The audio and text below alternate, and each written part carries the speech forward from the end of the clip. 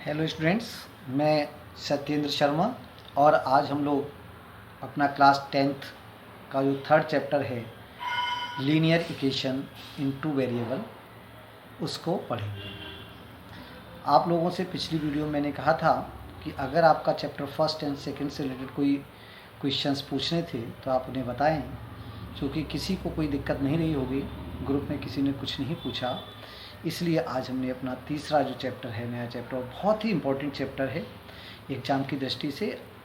Every year इससे आपको कुछ ना कुछ क्वेश्चंस मिलते ही मिलते हैं। ठीक है, थोड़ा इजी चैप्टर है, अच्छे से तैयार करेंगे। चलिए, पहले जैसा हमने लिखा है चैप्टर 3, दो चरों वाले रैखिक समीकरण युग्म। इसमें चैप्टर में हम कुछ ऐसे इक्वेशंस को पढ़ेंगे जो दो वेरिएबल वाले होंगे। अब प्रश्न उठता है कि ये दो वेरिएबल वाले, दो चरों वाले रैखिक समीकरण युग्म होता क्या है। तो हमने इसमें लिख रखा है, देखिए, वह समीकरण जिसमें ax + by + c = 0 के रूप में लिखा जा सकता हो। ठीक है, जैसे ये आपका समीकरण है, ये रैखिक समीकरण है। पिछले चैप्टर में हमने पॉलिनोमियल में पढ़ा था, यहाँ पे देखिए x पावर क्या है 1, y पावर क्या है 1। जिस एक घात वाले समीकरण को हम रैखिक समीकरण कहते हैं, तो ये रैखिक है। और वेरिएबल इसमें क्या है, देखिए x और y। x और y क्या है, वेरिएबल हैं, तो ये दो वेरिएबल हैं। a b c आपके क्या हैं, कांस्टेंट हैं। तो कोई भी समीकरण जो इस टाइप का लिखा होगा, अर्थात ax + by + c = 0 के रूप में लिखा होगा, उसे हम क्या कहेंगे कि ये लीनियर इक्वेशन है इन टू वेरिएबल। ठीक है। अच्छा, कुछ दो चीज़ें इसमें हमने और लिखी हैं। देखिए, यहाँ पे लिखा हुआ है संगत युग्म, कंसिस्टेंट पेयर जो होते हैं आपके, कंसिस्टेंट जो पेयर्स होते हैं वो, देखिए, ये जो आपके दो इक्वेशंस होंगी, जैसे एक ये, उन दो इक्वेशंस को, देखिए, पेयर का मतलब होता है आपका दो इक्वेशन। अर्थात अगर आपकी टू इक्वेशंस की पेयर्स गिवन है, उनको हल करने पे अगर आपकी कोई ना कोई वैल्यू x और y की हो, लिखा है ना, दो चरों वाले ऐसे रैखिक समीकरणों का युग्म जिसका कम से कम एक हल अवश्य हो, उन्हें हम क्या कहते हैं, संगत युग्म। ठीक है, कंसिस्टेंट पेयर कहते हैं। कभी कभी ऐसा होता है कि दो इक्वेशंस होते हैं, उन्हें हल करने पे उनका कोई भी मान नहीं होता। ठीक है ना, दो इक्वेशंस गिवन है, उन्हें जब तुम हल करोगे तो उनका कोई भी मान नहीं आता है, तो वही नीचे है, उसे हम कहते हैं असंगत युग्म, इनकंसिस्टेंट पेयर। दो चरों वाले ऐसे रैखिक समीकरणों का युग्म जिनका कोई भी हल ना हो, इनकंसिस्टेंट पेयर कहलाता है। ठीक है। अब अगला है रैखिक समीकरणों का आलेखीय निरूपण। इस जो आलेखीय शब्द हमने लिखा है, इसको हम ग्राफीय कह सकते हैं। मतलब ग्राफ के रूप में हम इक्वेशंस को कैसे हल करते हैं। देखिए, ऊपर जो हमने आपको संगत और असंगत युग्म बताए हैं, एक्सरसाइज में आगे, अगली एक्सरसाइज में इसका यूज़ होगा, डिटेल में वहाँ बताऊंगा। अभी यहाँ हम सिर्फ इतना रखें, अगर समीकरणों को हल करने से उनके हल निकलते हैं तो वह आपका कंसिस्टेंट है। अगर कोई भी हल नहीं निकलता है तो उसको क्या कहेंगे कि वो आपका इनकंसिस्टेंट है। ठीक है। अभी पहले निरूपण कैसे करते हैं। देखिए, हमने यहाँ पे एक एग्जाम्पल लिखा है, इस एग्जाम्पल के दो पार्ट लिए हैं। ठीक है, एक एग्जाम्पल है जिसके हमने दो पार्ट लिए हैं। पहले पार्ट हम आपको बता दें, उसके तरह से आपको दूसरा करना है। जैसे समीकरण, ये x + 2y - 4 = 0, ये एक आपका समीकरण है और एक ये समीकरण है। ये कह रहा है कि इन समीकरणों को ग्राफ द्वारा निरूपित कीजिए, अर्थात इनका आलेखन कीजिए, इसको आलेखित कीजिए। ठीक है, इसका ग्राफ प्लॉट करना है हमको। क्या करते हैं उसके लिए, बहुत ही सिंपल वे है। जो भी आपका इक्वेशन लिखा है ना, उस इक्वेशन को हम लिखेंगे और इसमें हम x बराबर या y बराबर, x = या y = आपको इसको लिख लेना है। ज़्यादा अच्छा रहेगा अगर हम y = लिखें, लेकिन अगर हम x = लिख लें कोई दिक्कत नहीं। यहाँ हमने y = हल करके लगा रहे हैं, अगले एक दो क्वेश्चन में हम x = भी लिख के आपको हल करके दिखाएंगे। तो देखिए, यहाँ पे x + 2y - 4 = 0 था, 2y = क्या हो गया 4 - x, तो y = क्या होगा 4 - x/2। अब इसके बाद जब आप इतना ये कर लें तो इस टाइप से एक आपको टेबल बनाना है ना, ये खाली टेबल है, इस टाइप की आपको यहाँ टेबल बनानी है। टेबल बना के क्या करना है, देखिए एक्स वाई, अगला क्या है एक्स कॉमा वाई, और यहाँ पे आपको 2 पॉइंट निकालने हैं। तो यहाँ पे सबसे पहले x का एक ऐसा वैल्यू रखिए जिसके संगत y का कोई होल नंबर आंसर आ जाए। ठीक है, जैसे अगर हम इसका मान 0 हमने रख दिया, कितना रखा 0, तो ये क्या हो जाएगा 4 माइनस 0 अर्थात 4/2, और 4/2 को अगर तुम काटोगे तो क्या आ जाएगा 2 आ जाएगा। कितना आएगा 2 आ जाएगा। 4/2, 2 2 जा 2 इक्वल टू 2 आंसर आ गया। ठीक है, ये रफ वर्क है आपका पूरा। तो x इक्वल टू 0 रखने पे, x इक्वल टू 0 रखने पे y का वैल्यू कितना आया 2 आ गया। तो यहाँ पे हम इसका पॉइंट को लिखते हैं, पॉइंट क्या है आपका 0,2। ठीक है, अब बात आती है नेक्स्ट पॉइंट की कि अगला पॉइंट कैसे निकालें।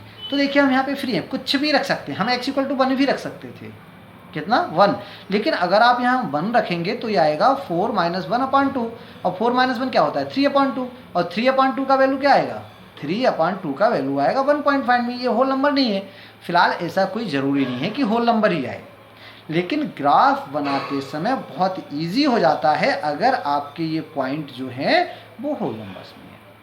तो यहाँ चूँकि हम फ्री हैं, यहाँ पे तो इनफाइनाइट नंबर ऑफ पॉइंट्स होते हैं। ठीक है, बहुत सारे पॉइंट्स होते हैं, बट हमारे लिए कितने पॉइंट चाहिए, ओनली 2 पॉइंट चाहिए। तो हम कोई और वैल्यू रख लें। मैंने दूसरी वैल्यू क्या, जैसे सपोज करिए मैं यहाँ पे x वैल्यू कितना रख दूँ 2 रख दूँ, तो ऊपर क्या हो जाएगा 4 माइनस 4, और 4 माइनस 4 क्या होता है 2, तो क्या आ जाएगा आपका 2/2, और 2/2 का वैल्यू क्या होता है 1 होता है। तो अगला पॉइंट आपका आ गया, मीन्स x इक्वल 2 पे y का वैल्यू 1 आया, इसलिए पॉइंट क्या हो गया 2,1। ठीक है, आपको क्या मिल गया 2 पॉइंट्स मिल गए। क्लियर हुआ ना। आगे अब देखिए हमें क्या करना है, इसका ग्राफ प्लॉट करना है, अर्थात हमें इसका ग्राफ बनाना है। ग्राफ बनाने के लिए आप एक x एक्सिस और एक y एक्सिस ड्रा कर लेंगे। ये आपका x एक्सिस है और ये क्या है y एक्सिस है। ये जो पॉइंट आप हमने 0 रख रखा है ये इसका ओरिजिन है, मीन्स मूल पॉइंट है, जिसके कोऑर्डिनेट क्या होते हैं 0,0। 9th में हमने इतने को जाना था। देखिए अगर इसको हम ग्राफ पेपर बनाएंगे तो ठीक है, अगर नहीं है ग्राफ पेपर तो जैसे मैंने बनाया है वैसे बना लीजिए। आपको इस पर देखना है, मैंने यहाँ लिखा 1 2 3 4 5 6 7, आखिर कहाँ तक लिखेंगे हम। तो देखिए आप जो x आपने टेबल बनाई है उसमें देखिए x पे कहाँ तक संख्याएं लिखी हुई हैं, 0 से लेकर 2 तक लिखी हुई हैं, क्या 0 to 2। तो इस पे हमें अधिकतम 1 2 केवल 2 तक 2 पॉइंट्स लगा लेने थे। शेष लगाना चाहे लगा दीजिए, अदरवाइज छोड़ दीजिए। मैक्सिमम 2 हमें लिखना है। और y देखिए कहाँ तक गया, y भी आपका मैक्सिमम y में कितना है 2 है, तो ऊपर भी हमारे लिए 1 2 2 लगा लेना है। अगर लगाना चाहो तो 2 1 आगे तक लगा सकते हो। ठीक है, अब देखो इस पर पॉइंट कैसे बनाएंगे। पहला पॉइंट है आपका 0,2। जब कभी भी हम पॉइंट को बनाते हैं तो आप पॉइंट की निब को रखोगे ओरिजिन पे। कहाँ पे रखोगे पॉइंट, पेन की निब को ओरिजिन पे। ये आपका मेन पॉइंट है, ओरिजिन है, मुख्य बिंदु है। यहाँ से ही आप डिस्टेंस ट्रेवल करना शुरू करेंगे। अब पहला क्या है 0, पहला डिस्टेंस आप x एक्सिस पे चलोगे, 9th में बता दिया था, लेकिन फिर इसे समझ लो अगर नहीं आ रहा हो। हम ओरिजिन से चलेंगे प्लस दूरी इधर, क्योंकि ये जो है वो x एक्सिस की प्लस डायरेक्शन होती है और ये x एक्सिस की नेगेटिव डायरेक्शन है। सेम वे ऊपर आपका y एक्स पॉजिटिव डायरेक्शन है, नीचे y एक्सिस नेगेटिव डायरेक्शन है। ठीक है, तो पहला जो पॉइंट है वो आप x एक्सिस पे चलोगे, प्लस है तो इधर, माइनस है तो इधर, बट यहाँ कितना है 0 है, मीन्स आप कहीं नहीं जाओगे, आप यहीं रहोगे।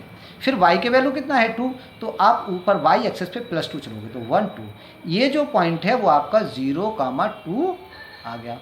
ये पॉइंट कितना है 0,2। ठीक है ना, ओके। अब आप देखिए अगला पॉइंट है 2,1। कितना है 2,1। तो फिर हम यहीं चलेंगे, पहले इधर आइए 1 2, यहाँ आ गए। उसके बाद कितना है y का वैल्यू कितना है 1। जब आप यहाँ पे 1 2 चले आए उसके बाद ऊपर आपको y पे चलना है, कितना है 1, ये देखिए 1। तो ये पॉइंट कितना हो गया 2,1। ठीक है, आपको 2 पॉइंट मिल गए 0,2 2,1। और जब इन दोनों पॉइंट्स को हम मिलाएंगे तो ये जो आपकी रेखा बनी है ये आपकी इक्वेशन हो गई x + 2y - 4 = 0। ठीक है ना, ये हमारा इस इक्वेशन का ग्राफीय फॉर्म हो गया। मतलब हम ग्राफिकली इस टाइप से इस रेखा को क्या करेंगे रिप्रेजेंट करेंगे। क्लियर हुआ ना। ठीक है, अगला पॉइंट मैंने यहाँ बना दिया। दूसरी रेखा आपकी क्या थी देखिए, जो दूसरा समीकरण है वो आपका 2x + 4y - 12 = 0, जो हमने अभी क्वेश्चन में दूसरा लिखा था, x + 4y - 12 = 0, तो वही हमने यहाँ लिख लिया। अब क्या करें हम इसको, देखिए सभी नंबर में 2 से डिवाइड कर सकते हैं, है ना, तो 2 से भाग करने में क्या आ जाएगा, x + 2y - 6 = 0। यहाँ से भी हमने क्या करा, y की वैल्यू निकाला है, y के वैल्यू आ जाएगा 6 - x/2। बिल्कुल इसी तरह से जैसे x का वैल्यू अगर हम यहाँ पे 0 पुट कर दें तो क्या हो जाएगा, 6 - 0/2, तो 6/2 क्या होता है, 3 होता है। पॉइंट क्या आ जाएगा आपका, 0,3, राइट। नेक्स्ट देखिए, अगर आप इधर आ जाएं हम, है ना, तो अब कोई और वैल्यू, तो और वैल्यू में क्या लिखा सकता हूँ, कुछ भी, बट हम 1 नहीं रखेंगे, क्योंकि अगर हमने यहाँ 1 रख लिया तो 6 - 1 5 हो जाएगा, और 5/2 का वैल्यू पॉइंट में आएगा, उसे अवॉइड करिए। तो क्या रख लूँ, x की वैल्यू में 2 रख रहा हूँ। अब जब इसे आप 2 रखेंगे तो 6 - 2 कितना होगा, 4, और 4/2 मीन्स 2, और ये पॉइंट क्या आ जाएगा आपका, 2,2। तो इस तरह से आपकी 2 पॉइंट और आ गए, ठीक है ना, कितने पॉइंट आ गए, 2 पॉइंट और आ गए। इन 2 पॉइंट को आपको इसी ग्राफ पे बनाना है। मैं थोड़ा हिंट दे देता हूँ, जैसे पहला पॉइंट है आपका 0,3, तो 0,3 आपका ये पॉइंट होगा, ठीक है ना। अगला पॉइंट है आपका 2,2, तो 2,2 आपका ये पॉइंट होगा। मीन्स एक और लाइन आप बनाएंगे जो क्या होगा, इसके पैरेलल ड्रा होगी, है ना। तो इसे मैं छोड़ रहा हूँ, अपने आप करेंगे। अब इसके बाद हम एक्सरसाइज पे आते हैं। ये तो हमने एक एग्जाम्पल बता दिया, अब आते हैं एक्सरसाइज, और देखिए एक्सरसाइज का क्वेश्चन नंबर 1। जो एक्सरसाइज का पहला क्वेश्चन है 3.1 का, आफताब अपनी पुत्री से कहता है कि 7 साल पहले मैं तुमसे 7 गुनी आयु का था, अब से 3 वर्ष बाद मैं तुमसे केवल 3 गुनी आयु का रह जाऊंगा। इस स्थिति को बीजगणितीय तथा ग्राफीय रूपों में व्यक्त कीजिए। अर्थात वहाँ तो हमारा जो भी हमने एग्जाम्पल बताया था, आपके पास ऑलरेडी इक्वेशंस बनी हुई थी, मीन्स उसकी बीजीय फॉर्म थी, अलजेब्रिक फॉर्म थी। अब यहाँ पे आपको क्या करना है, इसकी अलजेब्रिक फॉर्म को भी बनाना है और उसकी ग्राफीय फॉर्म को भी रिप्रेजेंट करना है। तो क्या करते हैं, देखिए सबसे पहले तो इसमें हम मान लेंगे, क्या माने, यहाँ पे 2 लोग हैं, 2 की आयु की बात कर रहा है, किसकी, आफताब की आयु और उसकी पुत्री की आयु। तो हमने मान लिया, माना आफताब की वर्तमान आयु कितनी है, x है, और उसकी पुत्री की आयु को कितना मान लिया, y मान लिया। क्लियर हुआ ना।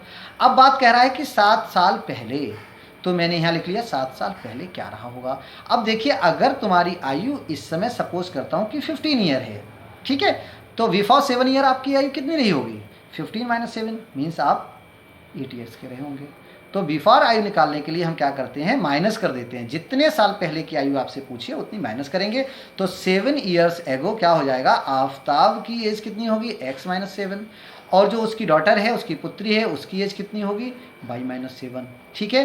अब हमने यहाँ लिखा है फर्स्ट कंडीशन, पहली शर्त, जो यहाँ पे कुछ कंडीशंस गिवन है। पहली कंडीशन में क्या कहा उसने कि 7 साल पहले मैं तुमसे 7 गुनी आयु का था, अर्थात 7 साल पहले ये जो x - 7 था, अर्थात आफताब की आयु थी, वो पुत्री की आयु जो y - 7 है उसकी कितनी गुनी थी, 7 गुनी थी। गुनी का मतलब 7 गुना होता है, ठीक है। Means x - 7 = 7 × y - 7।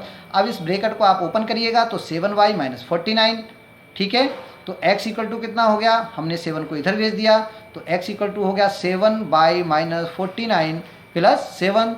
इस x - 7y इधर ले आए, इधर आपका क्या बचा, -42, ठीक है ना।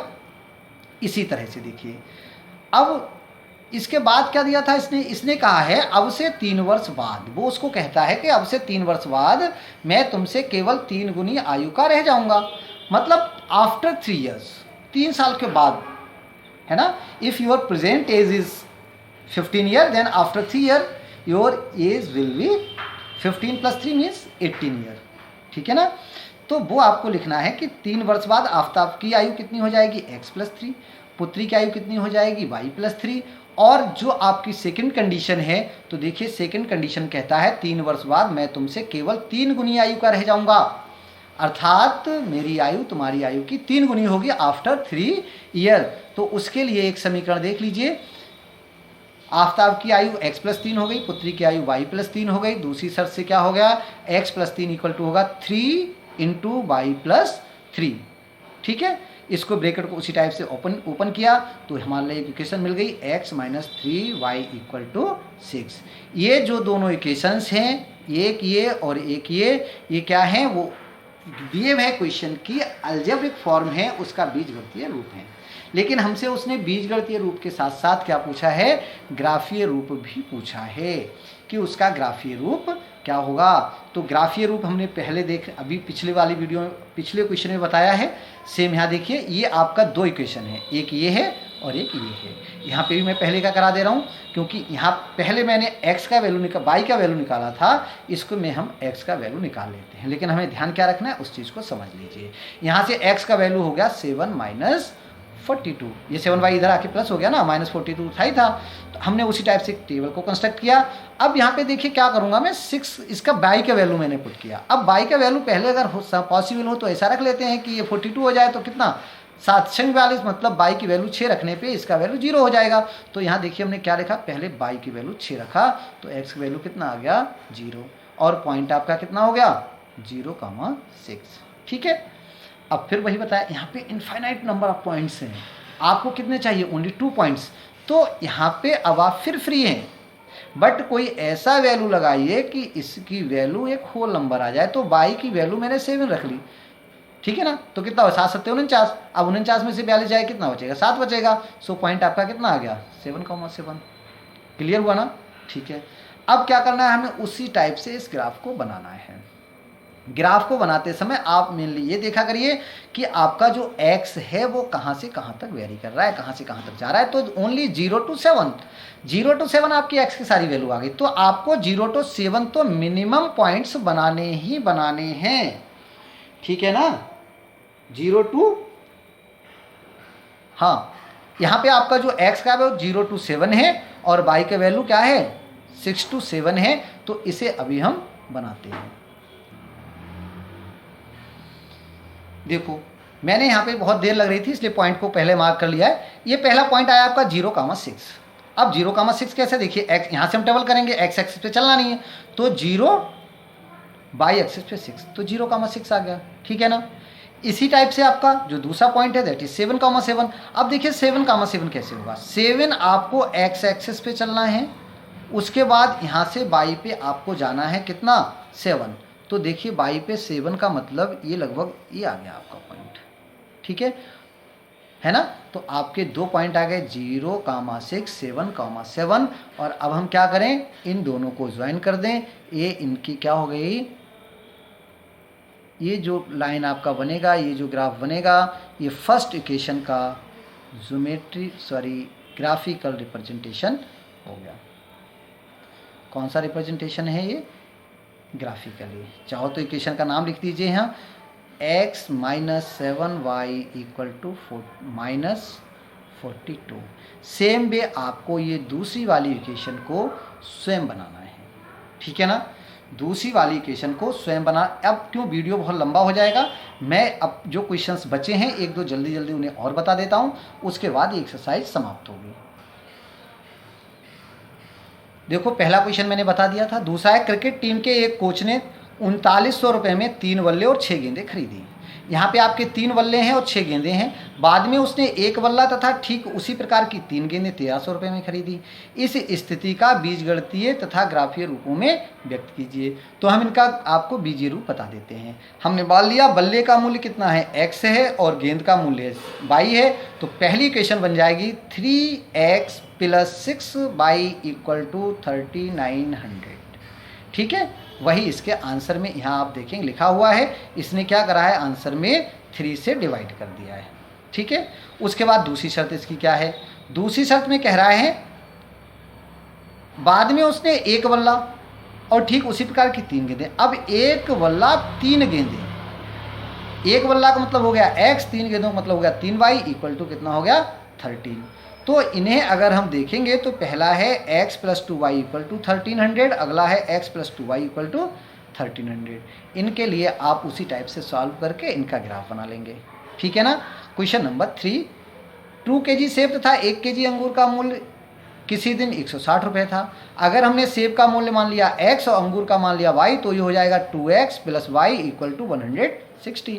ठीक है, और दूसरे कंडीशन क्या हो जाएगा, 4x + 2y = 300। देखिए यहाँ 4, 2 और 300 आएंगे, मतलब 2 से भाग दिया जा सकता है, तो आप इसे 2 से भाग भी कर सकते हो और ये वाली इक्वेशन आ जाएगी। ग्राफ का रिप्रेजेंटेशन जैसे बताया है उसी टाइप से करेंगे। इस तरह से हमारा एक्सरसाइज 3.1 समाप्त हुआ। अगली वीडियो में हम एक्सरसाइज 3.2 करेंगे। धन्यवाद।